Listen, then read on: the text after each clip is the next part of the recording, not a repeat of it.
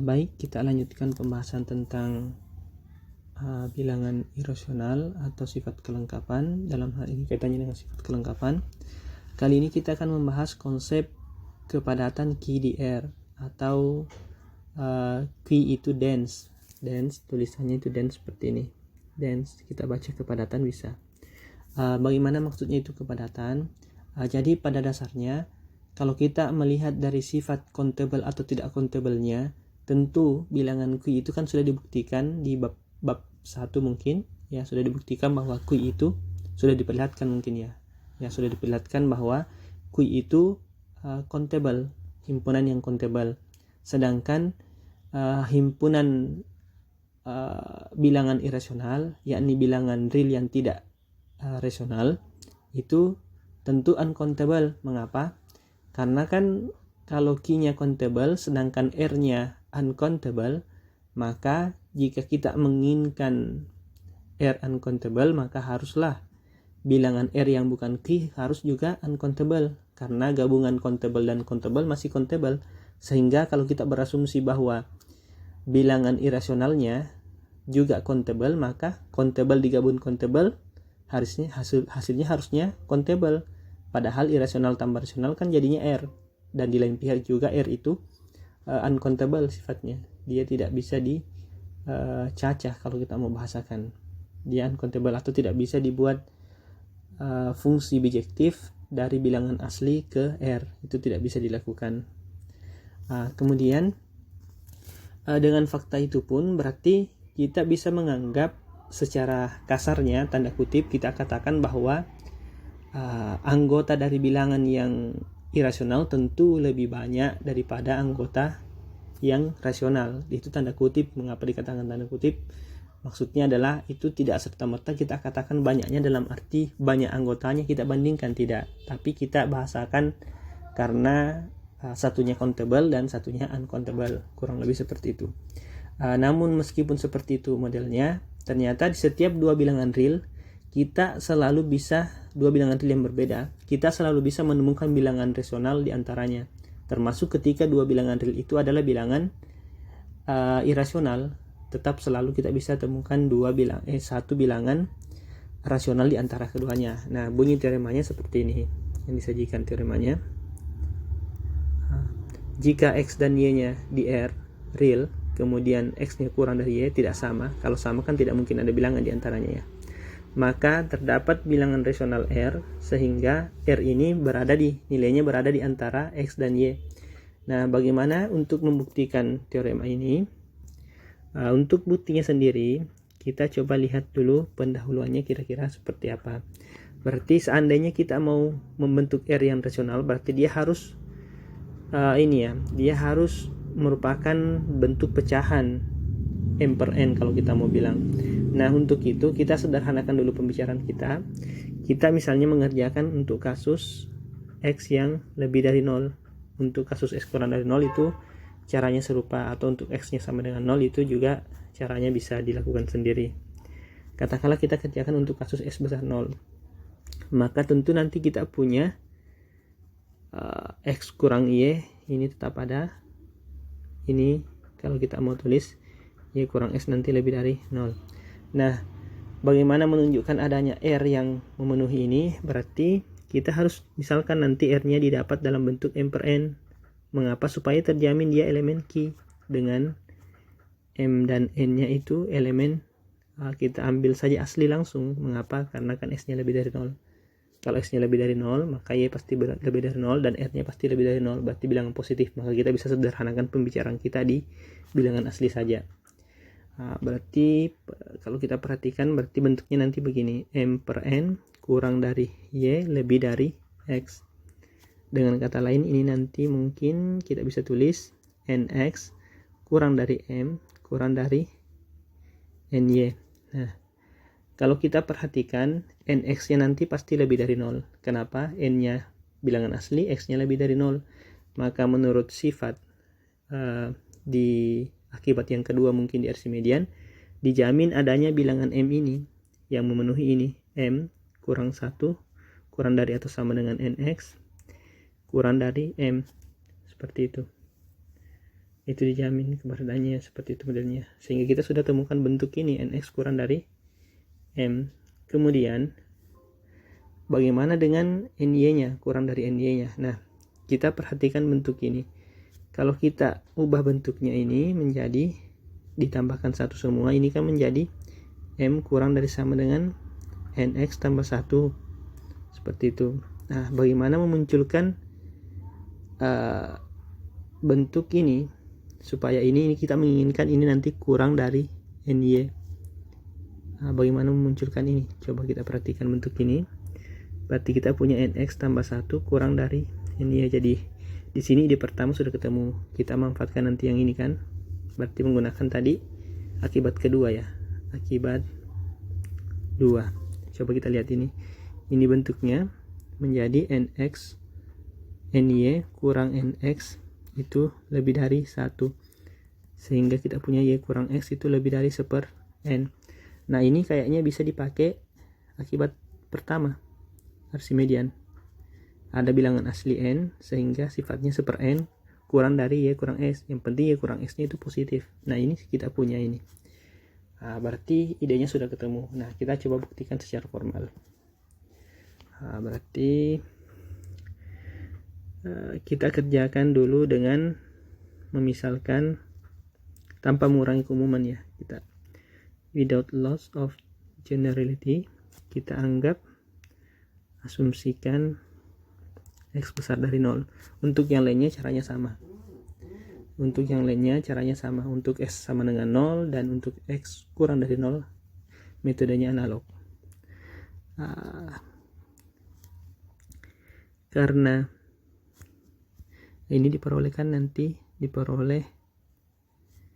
ini nanti ya xn besar dari 0 untuk semua n bilangan asli ya. Nah, karena y lebih dari x menurut asumsi di sini di soal, maka kita punya y kurang x itu positif. Nah, kita arahkan ke sini berarti ya. Kita targetnya yang ini kan, berarti kita arahkan ke sini. Menurut akibat pertama Archimedean, kita punya nanti bahwa ada n bilangan asli sehingga 1/n ini kurang dari y kurang x. Apa yang kita punya di sini? Nah, nanti kita punya ini ny kurang nx lebih dari 1/n. Atau nanti kita punya ini nx nah, ini ny berarti 1 di sini ya, 1 karena tadi 1/n. nx tambah 1 itu nilainya kurang dari ny. Nah, kita perhatikan lagi yang ini. Karena n asli dan tadi sebenarnya sudah ada di sini tapi kita lengkapi saja, dan x nya lebih dari 0, maka nx pasti lebih dari 0. Apa akibatnya?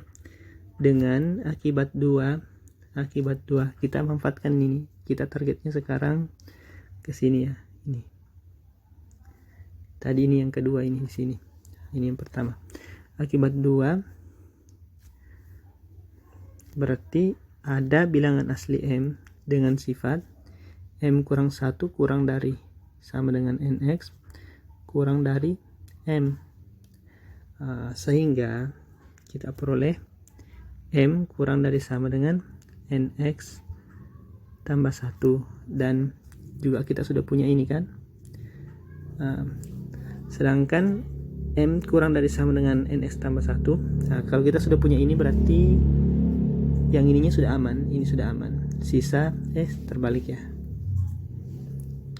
Ini sudah aman, nx kurang dari m, ini sudah aman. Tinggal m kurang dari ny. Nah, bagaimana caranya? Ini kan tadi sudah kita putar sedemikian rupa sehingga nanti m kurang sama dengan nx tambah 1. Kita tinggal gunakan yang ini. Katakanlah ini bintang ya. Berarti kurang dari ny, ini dari bintang. Apa akibatnya? Jadi kita punya sekarang nx kurang dari m dan m kurang dari NY. Pilih R sama dengan M per N. Diperoleh ini pasti elemen Q dan berlaku X kurang dari R kurang dari Y. Ini kan tinggal dibagi semuanya, dikali dengan 1/n ya, atau dibagi N semua ruasnya. Ini diperoleh yang ini terbukti. Sekarang coba kita lihat akibat yang atau teorema selanjutnya. Baik, untuk teorema selanjutnya adalah ini akibat 249. Yang tadi itu disebut, yang ini tadi yang pertama 248 ini teorema kepadatan Q di R. Jadi kepadatan Q di R ini lebih bisa dibaca ini mungkin. Sekarang untuk akibat yang selanjutnya itu bunyinya, jika X dan Y bilangan real dan S kurang dari Y, maka pasti ada bilangan irasional. Jadi sebenarnya selain bilangan rasional yang padat, irasional juga padat. Terserah X dan Y nya itu mau kedua-duanya rasional atau kedua-duanya irasional, yang penting berbeda, atau satunya rasional satunya irasional, tidak ada masalah. Yang penting berbeda, selalu dijamin bisa ditemukan juga bilangan Z yang irasional. Bagaimana cara melihat buktinya? Ini di sini sudah disajikan buktinya. Kita punya kan X kurang dari Z. Kita ingin menunjukkan X kurang dari Z kurang dari Y. Maka yang paling mudah kita mengenal adanya akar 2. Akar 2 itu kan irasional, sehingga perkalian dengannya masih irasional, penjumlahan dengannya masih irasional.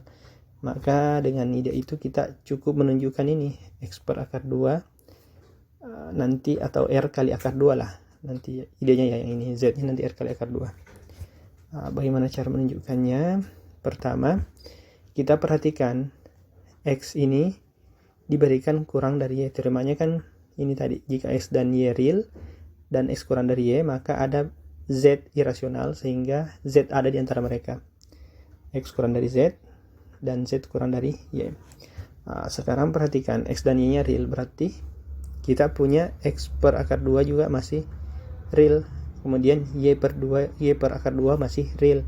Menggunakan sifat di himpunan positif atau sifat urutannya, tentu X per akar 2 masih kurang dari Y per akar 2, karena akar 2 nya kan positif. Artinya ini X per akar 2 masih kurang dari Y per akar 2. Alasannya kan akar 2 kan lebih dari 0 ya. Seperti itu.